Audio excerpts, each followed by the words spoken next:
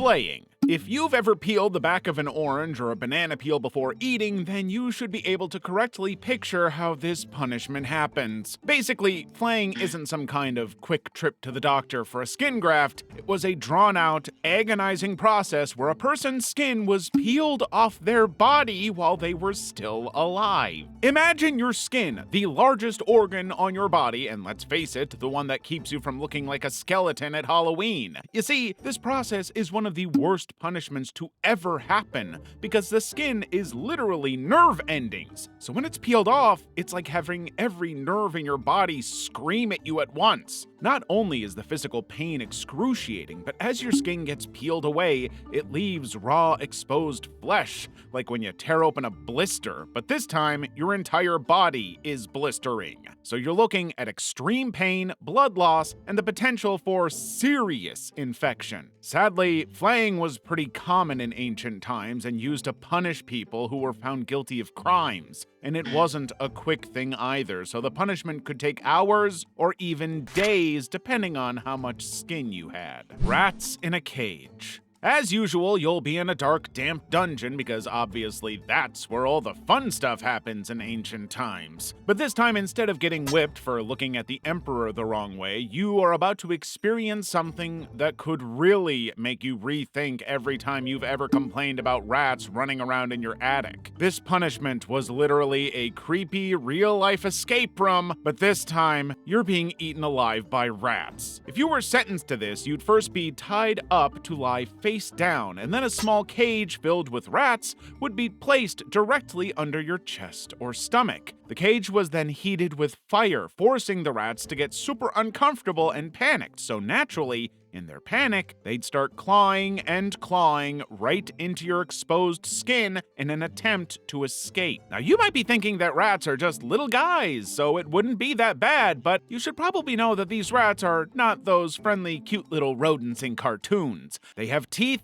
sharp claws, and a serious go-for-the-flesh mentality when they're stuck in a cage that's very hot. So you'd be tied there naked and helpless while the rats gnawed at you, burrowing under your skin as they try their best to escape the cage. Now, add the fear of what's happening and the feeling of those tiny claws and teeth scraping against your skin, and you have yourself a great mix of mental and excruciating physical torture. Plus, rats are very resilient little creatures, so while you're probably screaming your head off hoping that someone will come to your rescue, the rats would also be busy trying to escape by doing what rats do best, getting the job done. The breaking wheel. Now, if you were to commit a crime, no matter how horrible it was, the highest punishment you could receive would literally serve a life in prison without the possibility of parole. Well, this would probably be absolute luxury for the people who lived in medieval Europe because something as simple as breaking the king's favorite vase could get you sentenced to the breaking wheel punishment. Now, don't get excited because even though this sounds like a fun ride at a theme park, the reality is way, way worse. So, the wheel basically looked like the kind you'd see in an old-fashioned farm cart, but instead of rolling through the countryside with flowers and sunshine, you, the unlucky, would be strapped to the wheel. Not just gently placed there, mind you, but tied up so that you were stuck in the worst possible position. Then, while you're on the wheel, your limbs would be broken so that you can equally be in tune with the wheel's form. As if that's not messed up enough, the wheel would then be turned as executioners would either beat you with blunt objects or break what's left of your bones by twisting and pulling until they snapped. The agony and pain is indescribable, and since your body is in a really unnatural position, every twist of the wheel is basically like a new round of torture. And by the time they're done hitting you with clubs, your body will be completely battered, bruised, and wrecked. You'll be left looking like a human jigsaw puzzle that had gone terribly wrong. Scaphism. If you were a citizen of Persia in the ancient times and you've been found guilty of a very horrible crime, which, to be honest, could be anything as simple as stealing a loaf of bread. Now, instead of being thrown in a dungeon or flogged 100 strokes, the king might decide to make you a scapegoat by sentencing you to a punishment called Scaphism.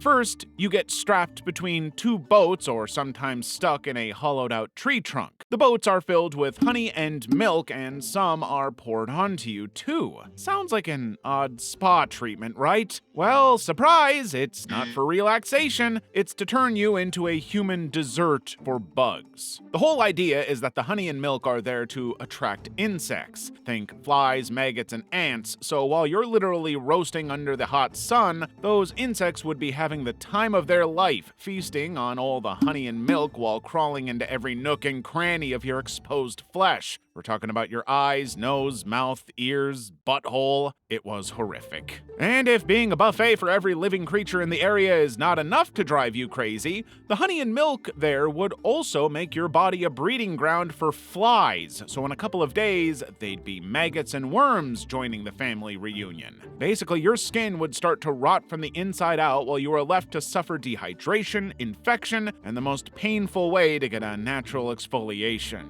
The slow nature of the death made it even worse, as this wasn't some instant fiery execution, but was a gradual, agonizing slide into death, full of insects, rot, and slowly becoming a snack. It was like getting trapped in a horror movie, but with no ending credits to let you off the hook. Slicing. So it's Thanksgiving dinner, and your mom has roasted a full turkey. And while everybody is slicing off parts for themselves and munching away, you can't help but imagine how crazy it is that this was once a living, breathing thing. Well, if you can't picture slicing off chunks of a roasted turkey, then the concept of slicing as a form of punishment would probably give you a cardiac attack. To start, you'll need to first picture a knife. But instead of a knife for cutting roasted turkey, we're talking about a big, sharp blade used to slice parts of your body off. The method varied depending on the time and place, but the general idea was that slow, deliberate cuts would be made to different parts of your body, usually starting with something painful like the fingers or the hands. Sometimes the punishment would extend to other parts like the arms, legs, or even the face, just for a little extra agony. The several multiple cuts all over your body would go deep enough to inflict maximum suffering while giving you a nice, slow build-up to your eventual demise. The worst part about this punishment was not knowing how many slices there would be. So day after day of cutting, you'd be left in a sort of mental torture chamber, wondering whether you'd survive the next cut or if your body could take one more slice. Plus, the process could take hours and even days depending on how much slicing was involved. Suffocation in a sack. Picture being shoved into a large, tight sack that's designed to hold more than just your groceries. You see, this wasn't your average grocery tote either, but a big, thick sack that would keep you very tightly sealed inside. Now, while you're left in the cold, airless sack to stew in misery and die of suffocation, it would be opened and filled up with snakes, monkeys, or even dogs. Honestly, you can't even make this up. Being stuck inside a sack to suffocate and die is already bad enough, but now you're also getting up close and personal with creatures that probably didn't want to share the sack. So while your oxygen supply gets smaller and smaller, the dogs, monkeys, or snakes that are your roommates are probably also biting the living daylights out of you. It's like a terrible escape room where there's no way out and the animals are winning. What's so cruel about this punishment is that you don't die immediately. You'll begin to feel lightheaded and panicked as your body fights for air. Your chest will tighten and your lungs will start to burn, like that time you tried to do a plank for 30 minutes and realize that you are not a fitness guru. But instead of just stopping after a few minutes, the process of suffocating in a sack could take hours. So you're trapped in an excruciating slow spiral into unconsciousness and eventually death. If the animals didn't get you,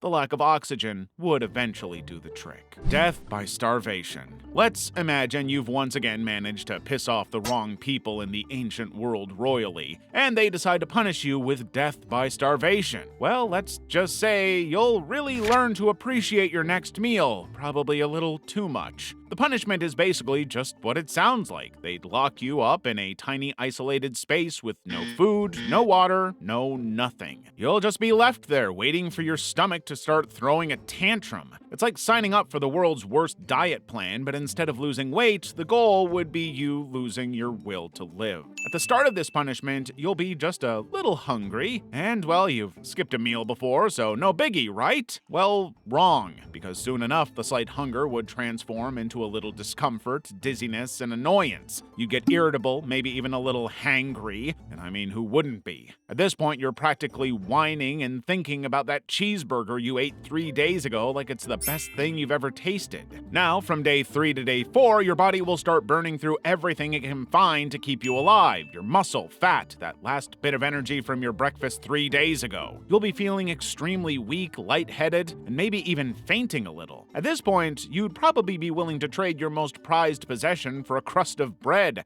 and maybe even start to consider eating your shoes. But this is just the beginning. You see, as the days progress into weeks, your body officially starts running on just fumes. You're so tired and dizzy you can barely keep your eyes open. Your muscles are weak and you're starting to get cold. Like, think about how you feel when you're starving on a long road trip with no fast food in sight. Now multiply that by 5 and add a side of death. Your body is eating itself now, and that's when the real fun begins. Soon you'll begin to hallucinate. You might be dreaming about an entire banquet spread out before you, except it's not real. And, by the way, your body has hit the stage where it's starting to shut down, so the heart, organs, and brain are all starting to slowly quit on you. Your body is now screaming for you to eat anything, but at this point, you're too weak to even scream. If you're lucky, you'll lose consciousness before your organs completely fail, but if you're unlucky, you're probably going to experience the worst headache of your life because the cold hands of death finally snatch you up. The saw. The saw was not your run-of-the-mill, let's trim some branches tool. This was a giant, nasty saw often used as a punishment in ancient times, and no, it wasn't for building tree houses. Instead, people were hung upside down, their bodies splayed open, and they were slowly sawed in half, starting at the bottom and working their way up. Yeah, it isn't exactly the bottom you're thinking. It was a slow, grueling process, and here's the kicker, it wasn't always quick. The saw's teeth would dig into the body, making the process last anywhere from minutes to hours. So if you thought waiting in line at the post office was bad, just imagine hanging upside down while someone slowly saws through your body. Aside from the fact that your nerves would be on fire as the horrible teeth of the saw slide through your skin, muscle, tissue, and bones, the fact that you're also hanging upside down would cause blood to rush to your head, which might lead to even more pain, confusion, and dizziness. But here's the kicker. Because it's done so slowly, the punishment wasn't just about the physical pain, but was also about the pure terror of knowing what was coming next. You'd feel every inch of that saw making its way through your body, and you'd have plenty of time to think of every bad decision that led you to this point. Tearing apart by horses. If you are a fan of watching ancient movies about Rome and Greece, then this particular method of punishment would not be very new to you. But unlike what the movies portrayed about a horse dragging your body through the city, which is also a very horrible way to die, this particular style was a lot more horrific and way more brutal. Basically, the offender would be strategically tied to 4 horses, 1 for each limb. Then the horses would be whipped and forced to pull in 4 different directions. Well, you can imagine what happens next. Just know that there would be lots of stretching, tugging, and, well, spaghettiizing of the body. You see, humans are not built to stretch like that, so the horses start moving the muscles and ligaments in your body would start popping and giving way like a child's rag doll. It's like the worst kind of malfunctioning elastic band pulling at your limbs, except it's your actual body, and the end goal here would be to completely tear apart the person. It's as horrifying as it sounds. What's worse is that it wouldn't be a quick death, because even though the forces pulling at your body are intense, the process of tearing apart takes time. And with that time comes some serious pain. So you would, unfortunately, hear every single pop and crack of your bones and every shred of your veins, arteries, and tissues before you are eventually reduced to a plop of dead meat.